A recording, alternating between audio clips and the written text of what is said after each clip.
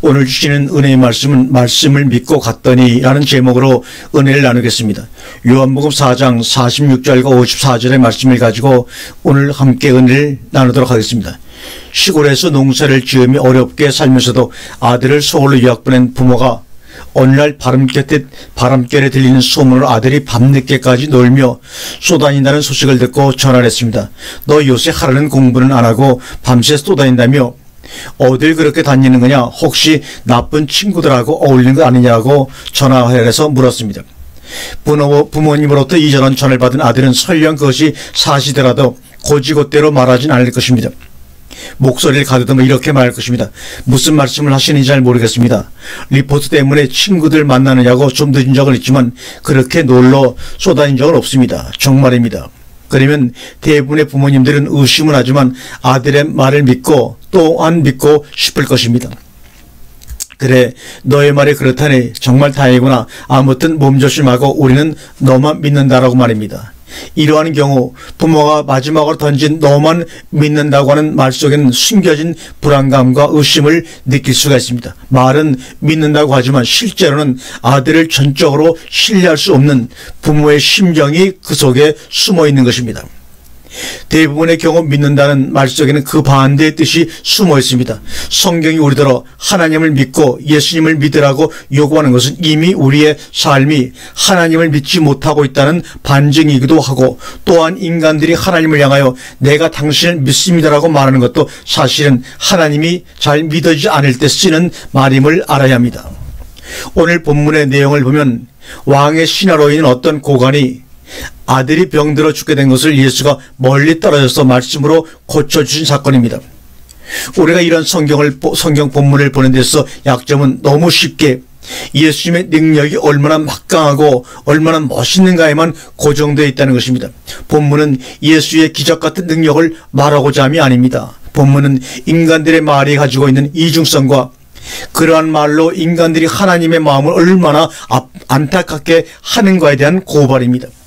예수님께서 다시 갈릴리 가나에 이르시니 전에 물로 포도주를 만드신 곳이라. 왕의 신하가 있어 그의 아들이 가버나움에서 병들었더니 그가 예수께서 유대로부터 갈릴리에 오심을 듣고 와서 청하되 내려오셔서 내 아들의 병을 고쳐주소서 하니 저가 거의 죽게 되었습니다. 예수님은 지금 갈릴리 가나에 계시고 왕의 신하는 가버나움에서 가나안까지 20km가 훨씬 넘는 길을 죽어간 아들을 살릴 수 있다면야 무슨 일인들 못하라는 심정으로 예수님께서 예루살렘에서 가나로 돌아와 있다는 말에 그야말로 단숨에 달려왔을 것입니다. 그가 예수님을 찾아온 것은 그도 갈릴리인들이 명절에 예루살렘에 올라갔다가 예수께서 거기서 행한 표적들을 보고 갈릴리로 돌아오는 예수를 환영하는 것을 보았기 때문입니다. 그러므로 예수님이야말로 자기 아들의 병을 고칠 수 있을 것이라는 믿음이 그 속에 있었던 것입니다. 문제는 어떻게 예수님을 가버나움까지 모시고 가느냐는 것입니다. 예수를 어떻게 움직일 것인가? 예나 직미나 사람들의 관심은 항상 이런 것입니다. 예수를 어떻게 움직일 것인가? 분명히 예수님은 나의 아들을 죽음으로부터 건져낼 능력이 있다. 그러나 어떻게 그분의 능력을 나의 것으로 만들 것인가? 문제는 이것입니다. 사람들은 예수님의 능력을 자기의 것으로 능력하는 것이 예수를 믿는 사람이라고 착각을 하고 있습니다. 그러다 보니 예수의 능력을 자기 것으로 바꾸는 것에만 집착한 나머지 어떻게든 예수께 나아가 얼마나 내가 당신의 능력을 필요로 하는지 대하여 말하고 나에게 그 능력을 베풀어 주십사 하고 예수님으로부터 동정을 받고자 하는 것입니다. 왕의 신하라는 고관의 신분으로 가버나움에서 가나안까지 멀다 않고 달려와서 예수님 앞에 자신의 처지를 알리는 것은 그만큼 그 사람의 처지가 절박하다는 것을 의미하죠. 예수님, 가버나움에 오셔서 제 아들을 살려주십시오. 여기서 성경이 지적하고 싶은 것은 인간들이 항상 이렇게 자신의 육신적인 필요에 절실한 나머지 예수를 찾고 또 하나님을 찾는다는 것입니다. 그리고 사람들은 이러한 것이 곧 믿음이라고 착각하고 있다는 것입니다. 사업을 하다가 망해가지고 죄계의 몸부림 가운데 교회에 나와 하나님께 매달리는 것을 믿음이라고 생각하면 곤란하다는 것입니다. 그것은 인간 누구나 갖고 있는 자신의 생명과 유익을 향한 절실함에 지나지 않는 것입니다. 교회는 세상으로부터의 도피처가 아니라 세상으로부터의 삶의 전환입니다. 나의 유익을 위한 절실함을 강구하는 것이 성경이 말하고 있는 믿음이 아니라는 것을 오늘 본문에 예수님의 답변을 통해서 해답을 내릴 수가 있습니다. 예수께서 가라사대 너희는 표적과 기사를 보지 못하면 도무지 믿지 아니하리라. 우리들은 표적이나 신기한 일들을 보지 못하면 도무지 하나님을 믿지 않는다는 지적입니다. 이 말씀은 왕의 신하를 향하여 칭찬을 하시는 말씀이 아니라 오히려 책망의 말씀이라는 것을 알아야 합니다. 너는 지금 나를 믿어 나의 삶을 살고자 온 것이 아니라 너의 힘으로는 도저히 이룰 수 없는 너의 절실한 필요를 나의 능력으로 채우기 위하여 왔을 뿐이다. 때문에 너는 내가 너의 필요를 채워줄 때만 의미가 있을 뿐 내가 너의 필요를 초자연적인 능력으로 채워주지 아니하면 절대로 나를 믿지 않을 것이라는 말을 하고 계신 것입니다. 우리가 이 시간에 생각해야 할 것은 과연 이 왕의 신하가 자기 아들이 아파 누워있지 않아도 예수님을 찾아왔을까 하는 것입니다. 정상적으로 평안한 삶을 살고 있을 때에도 예수님을 찾아왔겠느냐 하는 것입니다. 그러나 왕의 신하에게 있어서 예수님은 이런 말씀이 귀에 들어올 리가 없는 것입니다. 오직 자기 아들이 죽음에 이르기 전에 예수님을 모시고 내려가야 하는 것이기 때문입니다. 모든 가치는 자기 아들이 낳은 다음에 생각해 볼 문제였던 것입니다. 주님, 지금 제 아이가 죽어가고 있습니다. 어떻게 하면 좋겠습니까? 저는 주님이 이 아이의 병을 고치실 수 있다고 믿습니다. 주님의 능력이라면 충분히 우리 아이를 고칠 수 있습니다. 그러나 시간이 없습니다. 제발 우리 아이가 죽기 전에 내려오셔서 주님께서 지난 6월절 예루살렘에서 행하셨던 그 능력의 발로 우리 아이를 고쳐주세요. 네, 주님. 신하가 가로되 주여 내 아이가 죽기 전에 내려오소서. 왕의 신하는 끝까지 자기의 필요에만 관심이 있습니다. 예수님께서 가버나움까지 가는데 어떤 문제가 있는지 혹은 주님이 무슨 생각을 하고 있는지에 대한 관심은 전혀 없습니다. 오직 자기 아들이 낫는 것이고 그러기 위해서는 예수님이 가버나움에 꼭 내려가야만 한다고 생각을 하고 있는 것입니다.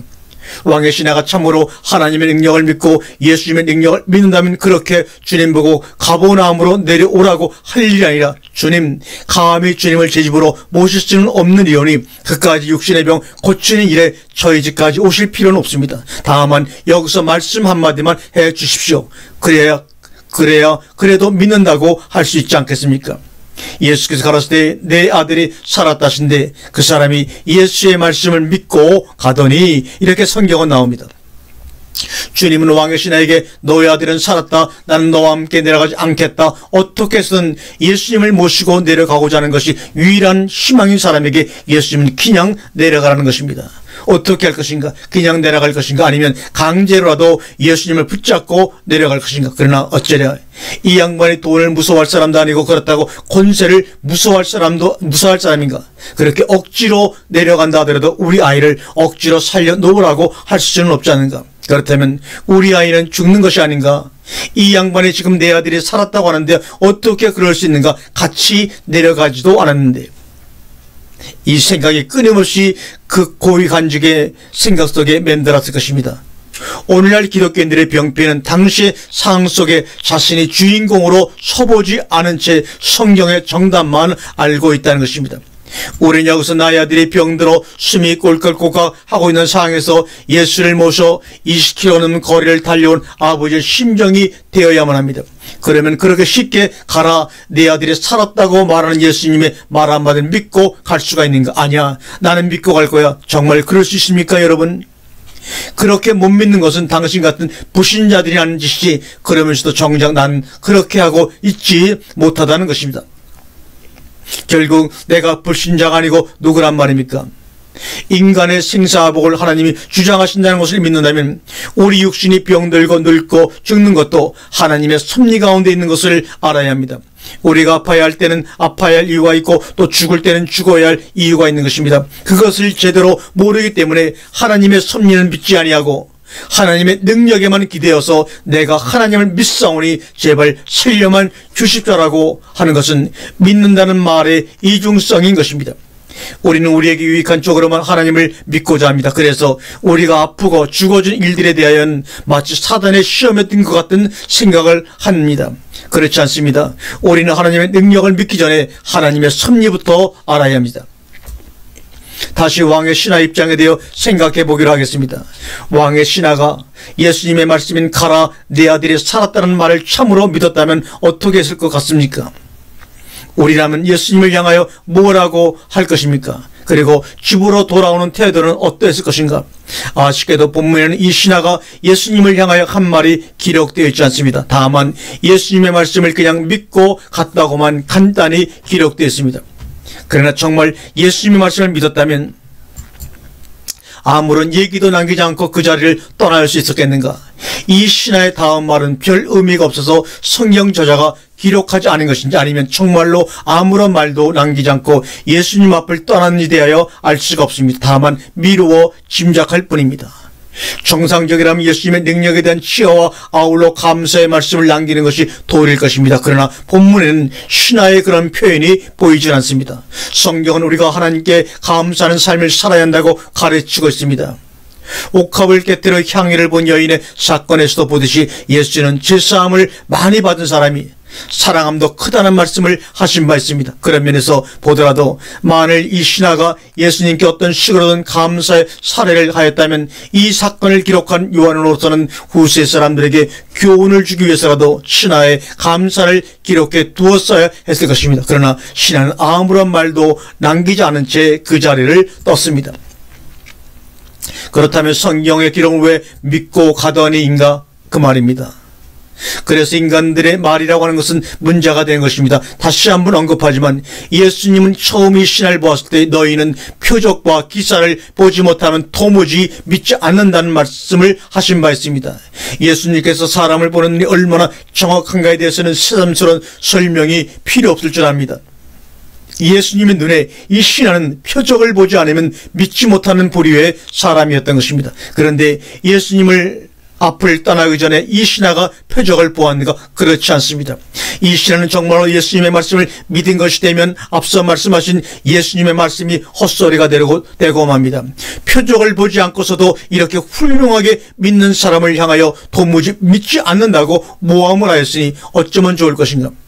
예수님의 말씀이 옳다면 이 신하는 아들의 병이 나은 것을 보기 전에는 절대로 예수를 믿지 않는 사람이어야 합니다. 그럼에도 불구하고 성경은 이 신하가 예수님의 말씀을 믿고 갔다고 기록하고 있습니다. 예수님은 못 믿는다고 하시는데 인간은 믿는다고 합니다. 여호수아는 백성들을 향하여 너희는 여호와를 섬기지 못할 것이라고 하는데 백성들은 아닙니다. 우리는 청령 여호와를 섬기겠나이다라고 여호수아 24장 19절 이하에 말씀하고 있지요. 누구의 말이 맞습니까? 이스라엘의 가나안 정복 역사는 그들이 하나님을 섬기지 못했다는 것을 입증했습니다. 그들이 그처럼 맹세하고 확신했음에도 불구하고 예수께서 왕의 신하를 향하여 너는 표적을 보기 전에는 도무지 믿지 못한다고 했으면 신하로서는 아무리 믿으려고 노력해도 믿을 수 없다는 사실을 알아야 합니다. 이 표현은 잘하면 믿고 싶다는 말의 표현이고 잘못하면 예수를 원망하는 말의 표현일 수도 있습니다. 여호수아를 향하여 우리가 여호와를 섬기겠노라고 고백한 이스라엘 백성들의 말은 그들의 원함이었지 사실은 아니었습니다. 여호수아가 보기에는 이스라엘 백성들에게는 하나님을 섬길 능력이 없었던 것입니다. 그러나 그들에게도 하나님을 섬기고 싶은 원함은 있었고 이런 그들의 원함이 여호수아의 판단에 반하여 아닙니다. 우리는 여호와만 섬기겠습니다라고 말하게 된 것입니다. 여호와를 믿고 섬기고 싶다고 섬겨진다면 얼마나 좋을 것인가 그런 말입니다. 섬김도 그렇지만 믿음도 마음의 문제가 아니라 능력의 문제라는 것을 놓치면 본문에 믿고 가더니는 풀어지질 않습니다. 예수님은 너는 믿을 능력이 없다고 한 말씀이고 신하는 믿고 싶습니다라고 한 말입니다. 나의 아들이 살았다는데 얼마나 그 말씀을 믿고 싶겠는가. 그러나 그 말씀을 믿고 싶으면 믿고 싶을수록 그 말씀은 현실로서 내게 다가오는 것이 아니라 꿈속에만 머물고 현실에서는 아들의 죽음이 눈앞에 어른거리게 되는 것입니다. 그러니 예수님께서 무슨 말을 더 하시겠습니까? 아주 단호하게 가버나움으로 가지 않겠다고 말하는 예수를 더 이상 어떻게 설득하랴? 내 아들이 살아났다는데 무슨 말을 더 하겠는가 이 말입니다. 이제 또 다른 각도에서 그가 혼자서 가버나움으로 돌아오는 태도를 생각해 봅시다. 내려가는 길에서 그 종들이 오다가 만나서 아이가 살아났다 하거늘 그 낫기 시작한 때를 물으니 어제 제 실시에 열기가 떨어졌나이다 하는지라. 아비가 예수께서 내 아들이 살아났다 살아났다 말씀하신 그때인 줄 알고 자기와 그 온 집안이 다 믿으니라고 표현하고 있습니다. 앞서도 말했지만 가나와 가버나움의 거리는 20km를 훨씬 넘어 30km 가까이 되는 거리입니다. 만약 이 신하가 예수님 말씀을 참으로 믿었다면, 그래서 곧 죽어가던 자신의 아들이 살아났다고 생각했다면 집으로 돌아가는 그의 발걸음이 어땠을 것인가? 사랑하는 아들이 사경을 헤매다 살아났다는데 한시라도 빨리 그것을 확인하고 싶지 않을 것인가? 정상적인 부모라면 당연히 죽다가 살은 아이를 어서 속히 만나서 볼이라도 부비고 싶을 것입니다. 그러나 올해는 여기서 예수를 찾아와 그처럼 열심히, 그처럼 절실하게 예수를 붙잡고 늘어지던 사람의 행동이라고는 도무지 생각할 수 없는 일을 만나게 됩니다. 자기 자식의 생사가 걸린 문제를 가지고 움직이는 사람에게는 30km쯤 되는 길을 걸어가려면 얼마나 많은 시간이 소요될 것인가? 어떤 사람들은 42km 넘는 길도 2시간 남짓 뛰어내는데, 아무리 그 사람이 왕의 신하라고 고위직에 있었다 하더라도 자기 아들의 생사 문제에 걸린 30km를 마냥 놀며 빈둥거리면서 가야만 했겠는가? 그러나 이해할 수 없는 일은, 이렇게 다급하게 움직였어야 할 왕의 신하가 아들의 병이 나왔다는 소식을 접한 것은 그 이튿날, 그것도 자신의 집에 당도하여 알게 되는 것이 아니라 아직도 집을 향하여 내려가고 있는 중에 자기 집에서 소식을 가지고 올라오는 하인을 만나서입니다. 본문에서 보는 대로 이 신하가 집에 내려가는 길에 자기 하인을 만나 아들이 살았음을 듣고 열이 떨어진 시각을 물었다는 것 자체가 예수의 말씀을 믿지 않았다는 반증이죠. 정말 예수의 말씀을 믿었다면 하인이 올라와서 소식을 전하기 전에 집에 도착했어야 했고, 설령 어떤 사건이 있어서 도중에 하인을 만났다면 아들의 열이 떨어질 시간을 물을 것이 아니라 오히려 아들의 열이 어제 제7시에 떨어지지 않았냐고 반문했어야 옳은 것입니다. 유대인들 시각으로는 제7시는 우리들의 시각으로 오후 1시에 해당합니다. 일반적으로 낮은 12시간으로 계산되었으며 어둠이 내리면 아무도 일할 수 없는 것으로 알았습니다. 당시는 6월절을 지난 시점이었으므로 오늘날 달력으로 생각하면 대략 4월 초순이나 중순에 해당되는 때였습니다. 그렇다면 4월에 합창한 봄날 오후 1시쯤 예수로부터 내 아들이 살았다는 말을 듣고 가나안을 떠나 가버나움으로 향한 신하가 그 이튿날에, 그것도 집에 도착한 것이 아니라 집에 있던 하인이 가나안으로 주인을 찾아 올라오는 하인을 길에서 만나 아들의 병이 나았음을 확인한다는 것은 과연 무엇을 말하는 것입니까? 정말 인간들의 마음이 이 정도로 여유가 있을 수 있는 문제인가? 그래서 믿음은 입에 있지 않고 발에 있고 손에 있는 것입니다. 그래서 믿음은 입에 있지 않고 발에 있고 손에 있는 것입니다. 이런 면에서도 이 사람은 예수의 말씀을 믿지 않는 것입니다. 정말 예수의 말씀을 믿었다면 그는 해지기 전에 충분히 가버나움으로 돌아올 수 있어야 하는 것입니다. 그러나 그는 예수님의 말씀을 믿지 못한 거로 사랑하는 아들이 아파서 고통당하는 모습이 눈에 아른거리고, 그 아들을 향하여 아무것도 해줄 수 없는 자신의 무능을 한탄하면서 차마 떼지 못하는 발걸음을 걷고 있었던 것입니다. 그러니 집에 가고 싶었겠는가 그 말입니다. 그러나 어쩌겠는가? 아들의 죽음을 치우더라도 자기가 있어야 하고 아들을 잃고 상심해 있을 아내를 생각해서라도 자신이 집으로 가야 하지 않겠는가? 그런 기왕이니 집에서 하인이 올라오지 않았더라도 그 이튿날에도 집에 도착하지 못했을지도 모르는 것입니다.